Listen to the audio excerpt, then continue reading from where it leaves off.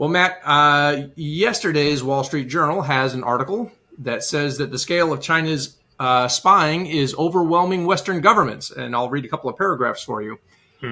Beijing is conducting espionage activities on what Western governments say is an unprecedented scale, mobilizing security agencies, private companies, and Chinese civilians in its quest to undermine rival states and bolster the country's economy.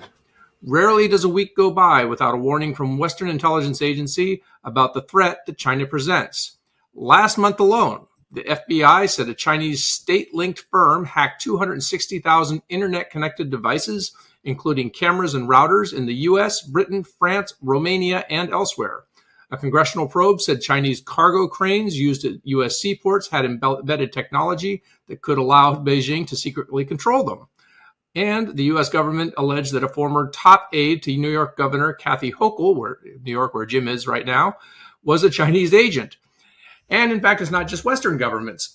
In July, I interviewed Philippine Senator Risa Hontiveros for episode 19, and she described her committee's investigation into the mayor of a small Philippine city, Alice Guo, now in custody, who appears to have been planted from an early age to grow up in what seems almost like a Manchurian candidate scenario.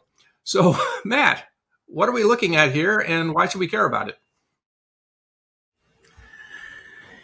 I think it's true that the scale is unprecedented as far as our own experience goes.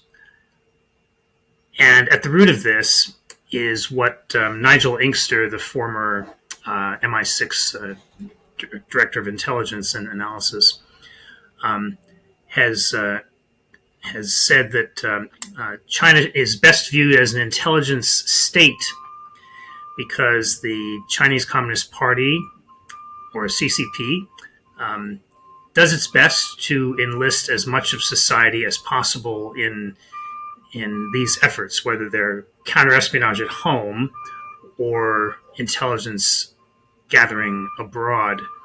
And I think what we're seeing here, in brief, is an attempt by Xi Jinping to return as much as possible to, when it comes to these things, when it comes to intelligence and counterespionage, to return to the Mao era when the state had totalitarian control over government, or rather over society.